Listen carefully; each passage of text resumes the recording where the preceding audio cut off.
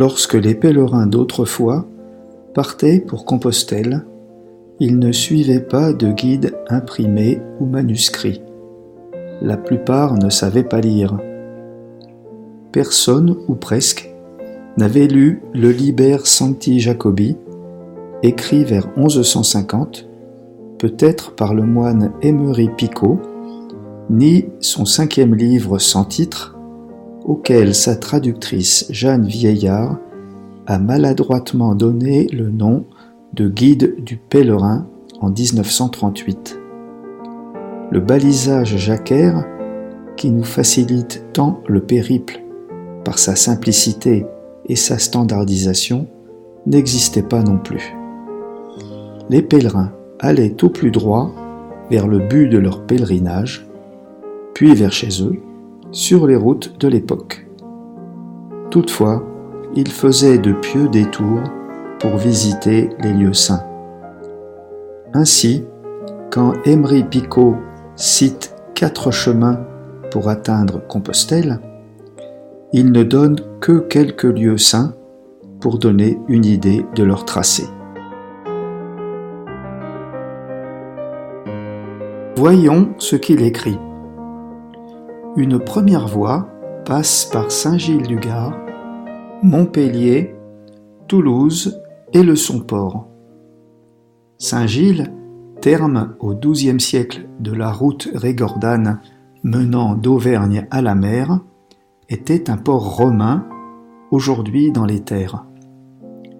Il y reste une abbatiale clunisienne, fondée sur le tombeau d'Égide, alias Gilles, légendaire moine athénien itinérant, mort vers 720. Emery Picot, très prolixe sur Saint-Gilles, écrit « Nul n'est plus digne, plus saint, plus prompt à venir en aide que Saint-Gilles, si ce n'est les prophètes et les apôtres. » À Montpellier, vers 1350, naît Saint Roch, patron des pèlerins, souvent représenté en pèlerin de Compostelle. Orphelin à 17 ans, il distribue ses biens aux pauvres et part pour Rome. En chemin, il s'arrête pour soigner les pestiférés, mais il finit par contracter, lui aussi, la peste manifestée par un bubon à la jambe. Il s'enfuit dans une forêt où il survit grâce à un chien qui lui apporte chaque jour une miche de pain. Guéri miraculeusement par un ange, il reprend son assistance aux pestiférés. Son corps repose à Venise, mais on peut vénérer un de ses tibias dans l'église Saint-Roch, érigée au XIXe siècle à Montpellier. Emery Picot, ne connaissant pas Saint-Roch, faisait référence à la très réputée basilique Notre-Dame des Tables, détruite puis reconstruite vers 1700. C'est à Maguelone que se trouvait l'évêché, transféré à Montpellier en 1536. Il ne reste là que les ruines d'une cathédrale Saint-Pierre-Saint-Paul, certainement connue d'Emery. À Toulouse, la basilique Saint-Cernin est célèbre à l'époque d'Emery. Fraîchement consacrée par le pape français Urbain II, celui-là même qui appela à la première croisade, elle reste une des plus grandes églises romanes. Elle abrite les reliques de Saint Saturnin, alias Saint Cernin, l'un des 7 missionnaires évangélisateurs de la Gaule vers 250. En 1354, le corps présumé de Saint Jacques, ramené autrefois à Toulouse par Charlemagne, y aurait été transféré. Saint Cernin contient ainsi les reliques de plus de 200 saints, dont 5 apôtres, les 2 Jacques, Simon, Jude et Philippe. La porte principale sud est ornée d'un magnifique bas-relief de Saint Jacques. Il ne faut surtout pas manquer de visiter l'église conventuelle des Jacobins, considérée comme la plus belle église dominicaine de l'époque chrétienne. Saint Thomas d'Aquin, mort en 1274, y repose. Un hospice, appelé Saint Jacques du Bout du Pont, existe à Toulouse depuis le XIIIe siècle. Au sujet du Somport, Emery-Picot écrit « Les 3 grands hospices de ce monde sont ceux de Jérusalem, du Grand Saint-Bernard, qui ne portait pas encore ce nom, et de Sainte Christine du Somport. Les revenus de ce dernier baissant au XIIIe siècle, le déclin s'amorce au profit de Roncevaux. » Plus loin, Emery ajoute « Ceux qui prennent la route de Saint-Gilles doivent se rendre à Arles, au corps du bienheureux Trophime. C'est lui dont saint Paul, écrivant à Timothée, évoque le souvenir et qui le sacra évêque d'Arles. Dans le cimetière, ce sont les aliscans dont parle Emery. Nombreux sont les corps des saints martyrs. On doit y chercher les reliques de saint Honorat, mort en 430, et du très saint martyr Jeunesse, décapité en 300 à Trinquetaille, de l'autre côté du Rhône. Emery poursuit. Les pèlerins de la route de Toulouse doivent rendre visite au corps du bienheureux Guillaume. En effet, à Saint-Guilhem, le comte de Toulouse et duc d'Aquitaine Guillaume, cousin de Charlemagne, avait fondé l'abbaye de Gélone, où il avait déposé un morceau de la vraie croix. Canonisé vers 1050, il est le héros de la geste de Guillaume d'Orange. Dernière indication sur la voie de Saint-Gilles, Emery-Picot cite le petit village actuel de Saint-Tibéri, où la Via Domitia franchissait un pont sur l'Hérault. Il y mentionne les corps des saints Tibère, Modeste et Florence, martyrisés vers 300 et abrités dans une abbaye dont il ne reste presque rien. Les lieux cités par Emery-Picot ont inspiré le tracé d'une voie d'Arles à nos contemporains. Elle ne passe pas par Saint-Tibéri, mais traverse la montagne du Haut-Languedoc par Lodève et rejoint Castres, puis Toulouse. De là, après Pibrac, la voie va vers Auch, redescend sur Oloron-Sainte-Marie et rejoint le Somport. Visitons les lieux saints de ces villes. Lodève possède une cathédrale dédiée initialement à Saint Jeunesse, que nous avons rencontré à Arles, puis à l'évêque local Saint Fulcran, mort vers l'an 1000. À Castres, les pèlerins médiévaux venant prier Saint Vincent trouvaient refuge dans un hôpital Saint-Jacques qui a laissé son nom à une église du XIVe siècle. Dans l'église Sainte-Marie-Madeleine de Pibrac, on peut prier sur la châsse de Sainte Germaine Cousin, bergère morte en 1601, qui produisait des miracles pour ceux qui venaient l'invoquer. Depuis 1900, une basilique y accueille les pèlerins. À Auch, l'archevêque, portant le titre de primat de Novem Populani, était l'égal de celui de Lyon. Sa cathédrale Sainte-Marie, plusieurs fois détruite, date du XVIe siècle. Enfin, la cathédrale d'Oloron, dédiée à Sainte-Marie, a conservé un clocher-portail du XIIe siècle dont le tympan est exceptionnel. Oloron-Sainte-Marie se trouve également sur la voie du Piémont pyrénéen. De Montpellier, cette voie suit la Via Domitia vers Saint-Ibéry, citée par Emery Picot, Béziers, éventuellement Narbonne, puis, après Carcassonne, longe les Pyrénées, passant par Saint-Lizier, Saint-Bertrand de Comminges, Lourdes, avant de rejoindre Oloron. Le pèlerin peut éventuellement poursuivre vers Roncevaux, en passant par l'hôpital Saint-Blaise. Mais revenons à Béziers, qui fut pendant très longtemps le seul point de passage sur la rivière Orbe.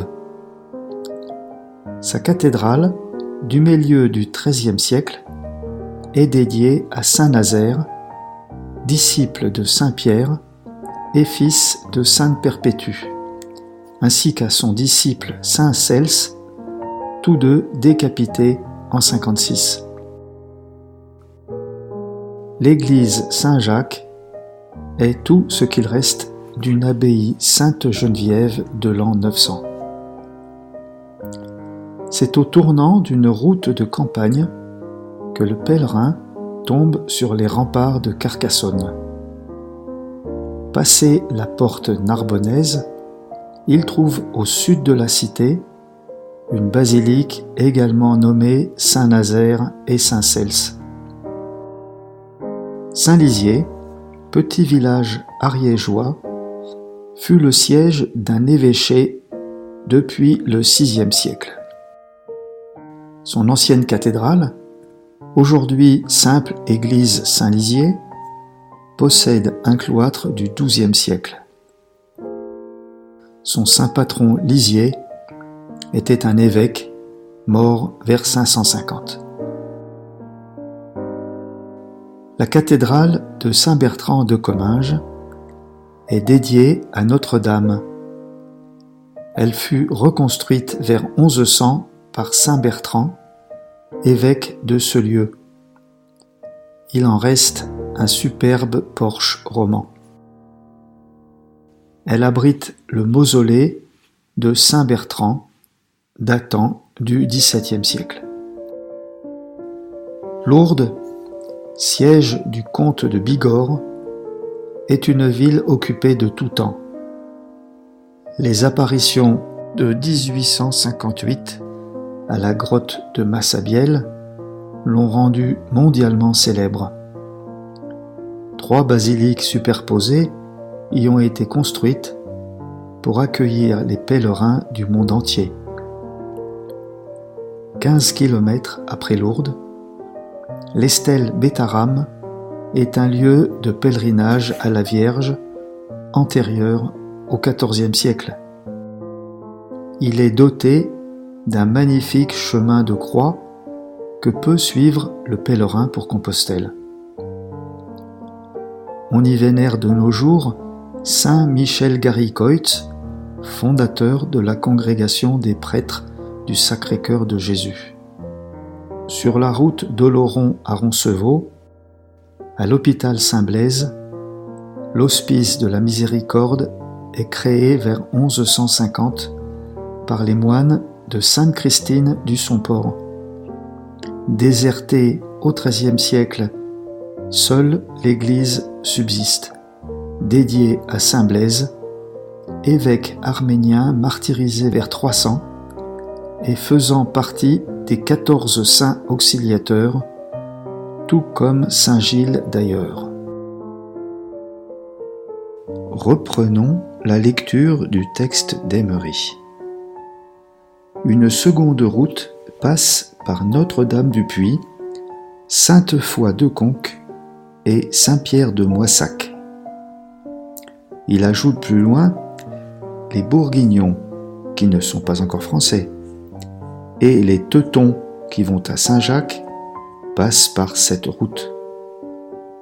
Pas un mot sur Saint-Sauveur de Figeac, Saint-Étienne de Cahors, La Romieux, Sainte-Quitterie d'Aire-sur-Adour, lieu de passage de notre GR 65. Revisitons ces lieux bien connus de la plupart de ceux qui sont partis vers Compostelle. La cathédrale Notre-Dame-du-Puy a été élevée au XIIe siècle sur un ancien lieu de culte païen où la Vierge serait apparue au IIIe siècle. On y vénère une Vierge noire ramenée d'Égypte par Saint Louis, mais brûlée à la Révolution. Une forte émotion saisit nombre de pèlerins quittant ce lieu pour Compostelle. Mais le pèlerin, tout à son chemin, oublie parfois deux autres lieux saints du Puy. Le premier, toujours consacré à la Vierge, est la statue Notre-Dame de France, installée en 1860 à partir des canons pris à Sébastopol. Le second est l'église dédiée à l'archange Saint-Michel, bâtie sur le rocher Aiguille vers 960 et dont l'évêque Godescalc, premier pèlerin français connu pour Compostelle, est à l'origine. Est-il passé par Conques ? Nul ne le sait. Mais il devait connaître l'abbaye, fondée vers 800, dont l'abbatiale actuelle fut construite plus tard, à partir de 1050. Le fameux tympan datant, lui, de 1130 environ.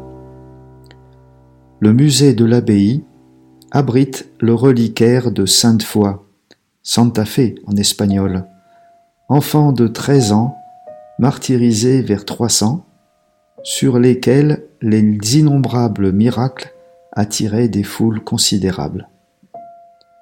L'église Saint-Sauveur de Figeac, construite à partir de 1100 sur le modèle de Conques, n'est achevée que vers 1300.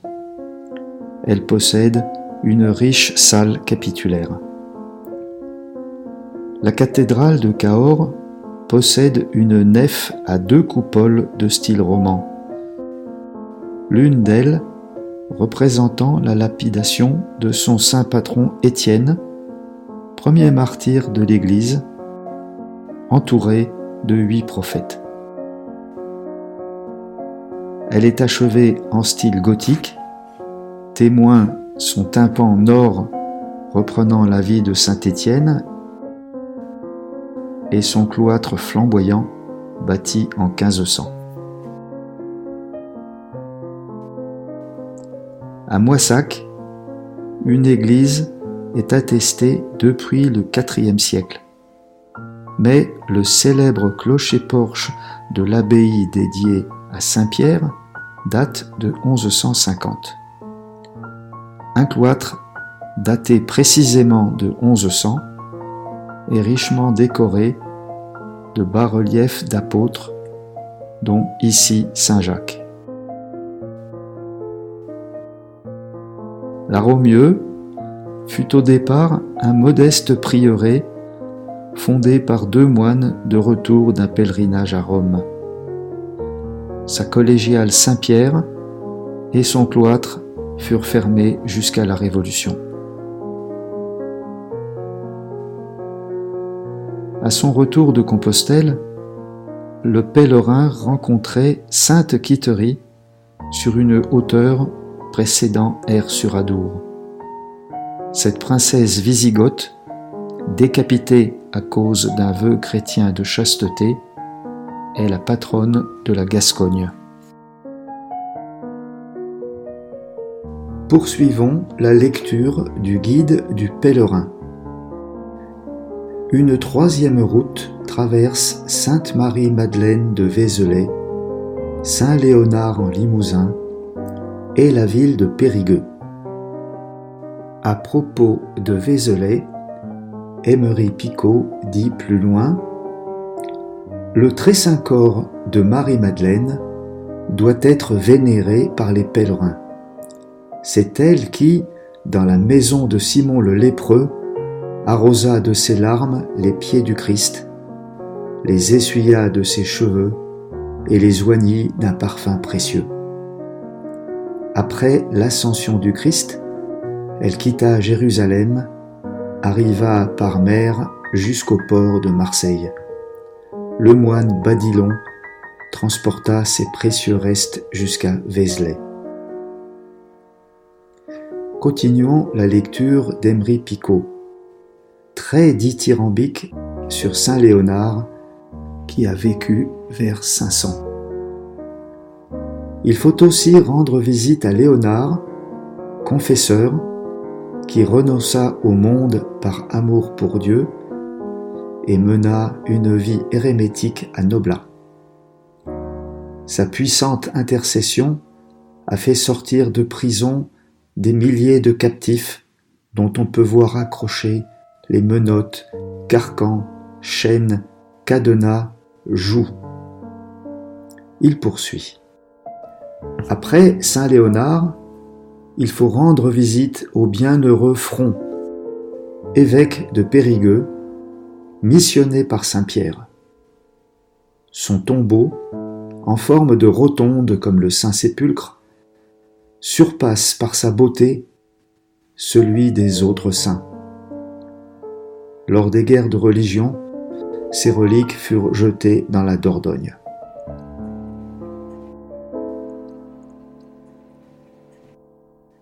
Un sentier de grande randonnée a été tracé, entre autres, à partir de ces indications. Il a l'intérêt de nous faire passer par d'autres lieux saints, la Charité-sur-Loire, Nevers, Neuvy-Saint-Sépulcre et Limoges. Ainsi, la Charité-sur-Loire possède un prieuré Notre-Dame dont l'église remonte au XIIe siècle. Elle fut la seconde plus grande église du Moyen Âge en France, après celle de Cluny. Ces deux tympans, l'un consacré à l'Assomption de la Vierge et l'autre à la Transfiguration, témoignent de sa grandeur. La cathédrale de Nevers, dédiée à saint Cyr, martyr en 304 à l'âge de 3 ans, et à sa mère sainte Julite, aurait été fondée par Charlemagne. Les reliques de ces saints ont disparu lors des bombardements de 1944. Nevers est par ailleurs riche en patrimoine religieux. C'est au couvent Saint-Gildard de Nevers que sainte Bernadette décide d'entrer en noviciat. Elle y meurt peu après avoir prononcé ses vœux perpétuels. Sur la voie de Vézelay, on rencontre ensuite à Neuvy-Saint-Sépulcre une remarquable église circulaire Saint-Étienne, bâtie à partir de 1042 sur le modèle du Saint-Sépulcre de Jérusalem. Elle abritait 3 gouttes de sang du Christ, qui est toujours l'objet d'un pèlerinage très fréquenté. Quelques kilomètres après Saint-Léonard de Noblat, on arrive à Limoges, lieu traditionnel du couronnement des ducs d'Aquitaine. Dès l'entrée, on rencontre la cathédrale gothique Saint-Étienne, saint décidément très présent sur ce chemin. Reconstruite en style gothique à partir de 1273, elle a conservé son clocher roman. Mais le saint tutélaire de Limoges et son premier évêque du IIIe siècle, saint Martial, appelé apôtre des Gaules. Ses reliques reposent dans la magnifique église Saint-Michel des Lions. Une quatrième route passe par Saint-Martin de Tours, Saint-Hilaire de Poitiers, Saint-Jean d'Angély, Sainte-Eutrope de Saintes et la ville de Bordeaux, nous dit encore Emery Picot. Saint le plus populaire de France, avec pour preuve le nombre de patronymes Martin et de toponymes Saint-Martin, celui-ci avait, dès sa mort vers 400, son tombeau dans l'abbaye de Tours qui porte son nom. De cette abbaye très riche, ne reste que 2 tours, une basilique plus modeste abritant de nos jours ses restes.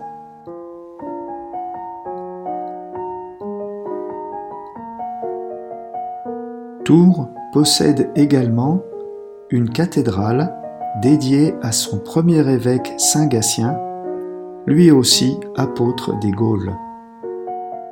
Elle est ornée d'une fresque ancienne représentant Saint Martin et le pauvre, ainsi que d'un vitrail entier contant la vie de Saint Jacques, de sa rencontre avec le Christ, à sa décollation, sans oublier la légende du pendu dépendu.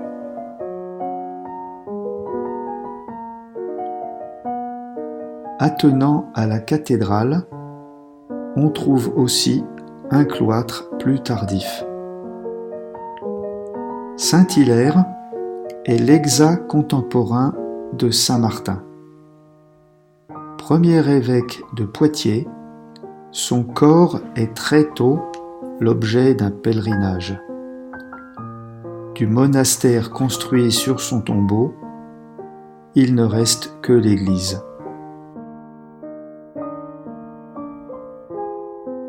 Poitiers a aussi un très riche patrimoine religieux.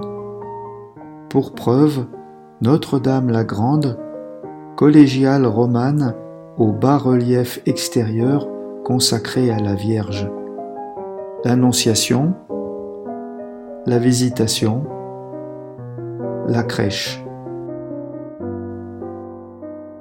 Son intérieur, repeint maladroitement au XIXe siècle, donne cependant une idée des habitudes de l'époque romane. On peut y admirer une rare composition statuaire de la sainte parenté de Sainte Anne, grand-mère du Christ et, supposément, des apôtres Jacques et Jean, Jacques le Mineur, Joseph, Simon le Zélote et Jude. La ville de Saint-Jean d'Angély doit son nom à la tête de Jean le Baptiste, longtemps conservée dans une abbaye royale datant de l'an 800. L'ensemble, détruit pendant les guerres de religion, fut reconstruit sous Louis XIV, mais l'abbatiale en est restée inachevée. Sainte, vieille ville romaine, fut évangélisée dès les premiers temps par saint Eutrope, chrétien de la première heure, venu de Perse et missionné par saint Pierre. Sa basilique funéraire est devenue, au fil du temps, la cathédrale Sainte-Eutrope. Comme beaucoup de villes de la voie de Tours, Saintes compte d'autres lieux saints. En particulier, la cathédrale Saint-Pierre, reconstruite au XVe siècle, lieu d'un pèlerinage médiéval, à Notre-Dame du Miracle. Ajoutons l'abbaye aux Dames, dont l'église Sainte-Marie, de 1050 environ, est du plus pur style roman saintongeais. La basilique Saint-Seurin est l'église la plus ancienne de Bordeaux, malgré sa façade du XIXe siècle, qui cache un portail superbe du XIe siècle. Dédié à son évêque du IVe siècle, Saint Séverin, les pèlerins y trouvaient le fameux olifant de Roland de Roncevaux. Emery Picot ne cite pas la cathédrale Saint-André de Bordeaux, où fut célébré le mariage de Louis XIII et d'Anne d'Autriche, ni la basilique Saint-Michel, qui possède une chapelle au vitrail moderne dédiée à Saint Jacques, sur lequel on voit, entre autres, sa rencontre avec Jésus et sa décollation. Il ne cite pas non plus l'abbatiale Sainte-Croix actuelle, de style roman saintongeais, dont la façade possède une curieuse statue de Saint-Georges terrassant le dragon sous les yeux de la princesse Alcyone. Toujours sur la voie de Tours, actuellement GR 655, Emery Picot recommande de passer par Orléans en amont de Tours. Nous visiterons également Chartres et Dax.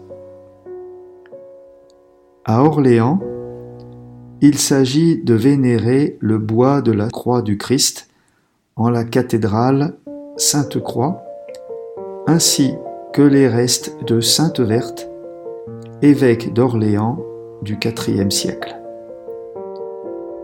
La cathédrale romane de l'an 1000, reconstruite ensuite en style gothique, fut détruite par les protestants en 1538 et rebâtie sous Louis XIV. Évidemment, Emery ne peut, à son époque, mentionner Jeanne d'Arc, sainte nationale canonisée seulement en 1920 et dont les souvenirs parsèment le chemin de Tours comme le pays tout entier.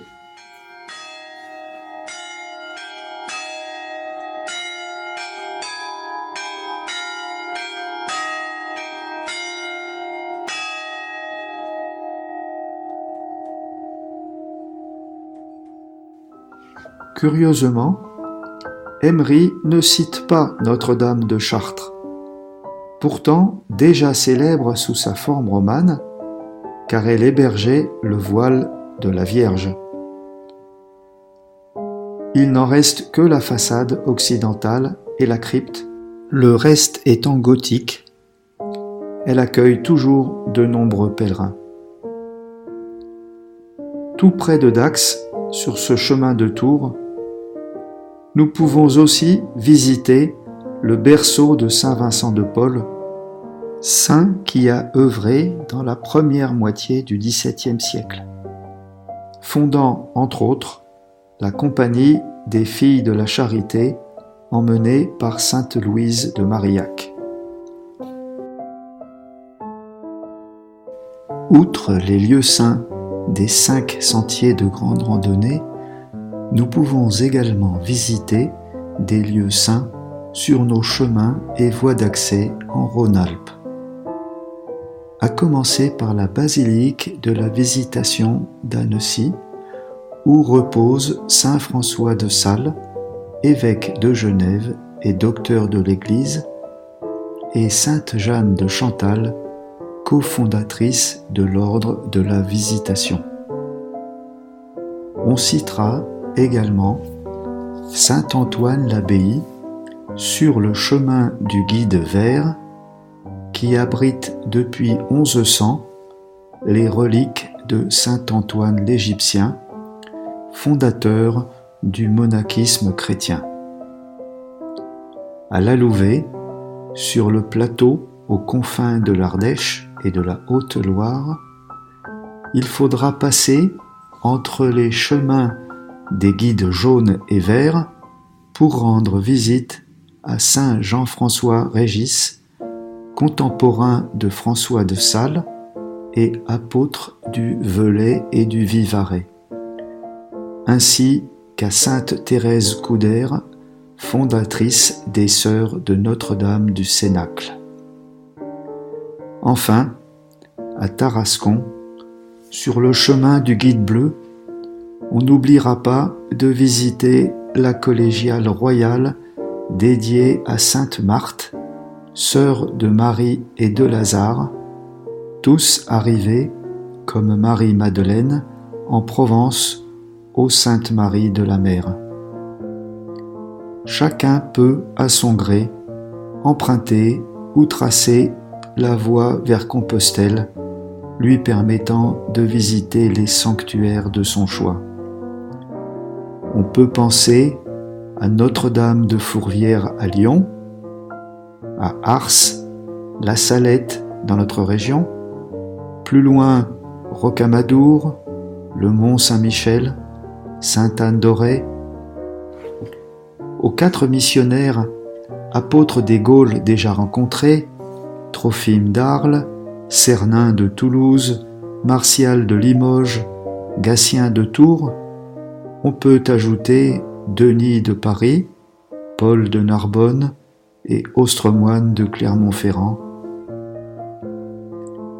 Mais, comme le dit enfin Emery Picot, tous les saints visités sur le chemin, comme tous les autres saints de Dieu, par leur mérite et leur prière, aident le pèlerin à aller vers le Seigneur Jésus-Christ.